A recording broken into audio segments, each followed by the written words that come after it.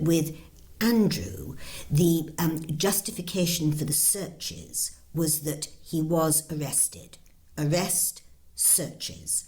With Mandelson, the police clearly had information which allowed them to go before a court in advance of the arrest and say, please can I have a search warrant?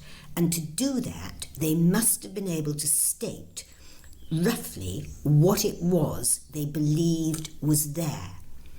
And they had those search warrants first, they carried out the searches first, then they carried out the arrest. So they had a lot more material with which to interview Mandelson than they are likely to have had when they interviewed Andrew. Let's start, though, Andy, with the story leading the Times this morning. Peter Mandelson has been released after his arrest last night on suspicion of misconduct.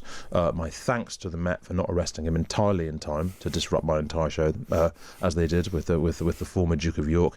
The peer allegedly passed secret government information to the paedophile Jeffrey Epstein. He's previously denied any wrongdoing and said he didn't act for financial gain. You can see the pictures of his arrest and his return home in the early hours of this morning on thetimes.com. Andy, 6 months ago, Peter Mandelson was an ambassador to Washington, our ambassador to Washington, one of the most powerful people in this country when he was in this country, personally appointed by Keir Starmer. These pictures, they capture his really startling and quite quick fall from grace. Extraordinary quick fall from grace. It's a bit like that old Hemingway quote, isn't it? You know, you go bankrupt very slowly, then all of a sudden. Yeah. And it feels that way with this Mandelson arrest.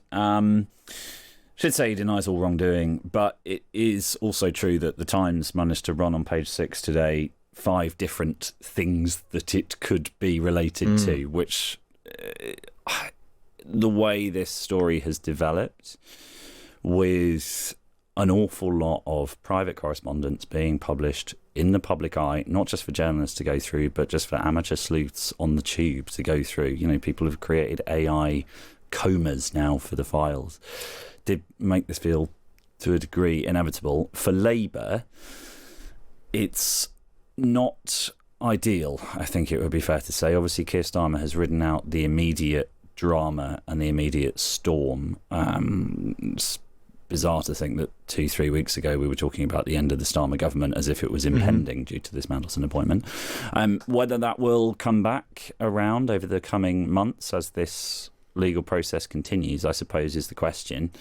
Starmer will be keen to turn the page, but this is going to hang over this administration for years. Well, and indeed it should. I mean, Starmer's position is, pretty straightforward. He lied to me. I couldn't have known. But he did know he was Peter Mandelson. And, people have written entire books about Peter Mandelson being tricksy, and he was appointing him to sort of such a significant role. And I guess what's sort of still not really addressed is the tricksiness of Peter Mandelson was kind of why he was given the job. So, without inadvertently defending either the appointment or Mandelson, there was a period where, after Starmer anointed Mandelson to Washington, that but people thought of it as a sign that Starmer got real politic. Yeah, for Washington is not like a normal capital anymore. It is the court of Donald Trump.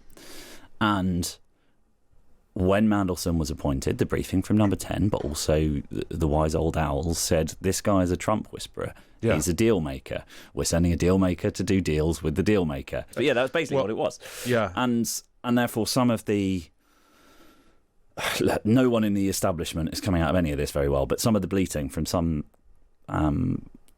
other politicians around this tale has been a little bit, you do know that you're on record for what you said 9 months ago. Yeah, you did write it down. Yeah, quite so. Look, well, let's try and understand a little bit more about what's happening to Peter Mandelson right now, and indeed what might happen next with Wendy Joseph KC. She's a former Old Bailey judge and the author of Rough Justice. Wendy, good morning. Good morning. Thanks very much for being with us. Can you explain, first of all, why would it be that Peter Mandelson, like Andrew Mountbatten Windsor, was arrested rather than simply just asked to go to a police station to answer questions? Because it doesn't seem likely either one would have said no. Well, I don't know whether they were asked and did say no. That's the first thing to make clear. But and I don't know why the decision was made, but it's a very significant decision. Because if someone is invited into the police station to answer questions voluntarily is the key, and they can walk out at any stage. If they're arrested, they are no longer a free person. And both of these people were arrested. That is a serious step, because in order to arrest them, the police must have been satisfied that they had reasonable grounds to suspect that each of these men had committed the offence with which they had been, for which they were arrested. So, I mean, misconduct in public office, which is the potential offence they're talking about, it's an unusual offence. It's most often brought to bear in cases of wrongdoing by people like prison officers. What's the maximum sentence for it? Well, Hugo, this is the problem with the whole offence. It's not a statutory offence, so we can't go to an Act of Parliament and look up the details that surround it. We don't know. It all comes from previous case law. You will hear it said that the maximum is life imprisonment. That is correct in this sense. There is no determined maximum. So theoretically, you could be sentenced to anything up to life imprisonment, beyond which we don't have anything. It is a very serious offence, and it's a complicated one to try and prove. Okay, so he's been released on bail. The Metropolitan Police have released him on bail. What happens now then? What's the next part of the process, assuming the process continues? Well, the process will be pretty much the same for both Andrew and Mandelson. That is to say, in both cases, the police have seized, we presume they've seized, a lot of material. They've certainly had search warrants, and they'll be examining that in detail to see what is contained within it that would meet the criteria they have to prove before they are going to charge either of them.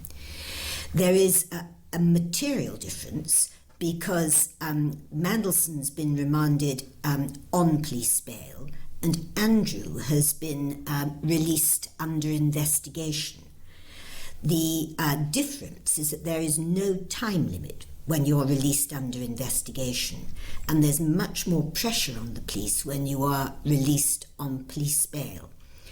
How significant that is, I don't actually know, because it may arise, please don't think I'm saying it does, but it may arise out of the fact that the searches were carried out at different times for each of the two men.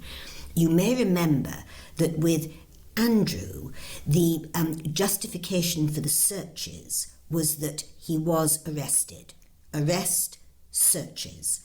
With Mandelson, the police clearly had information which allowed them to go before a court in advance of the arrest and say, please can I have a search warrant?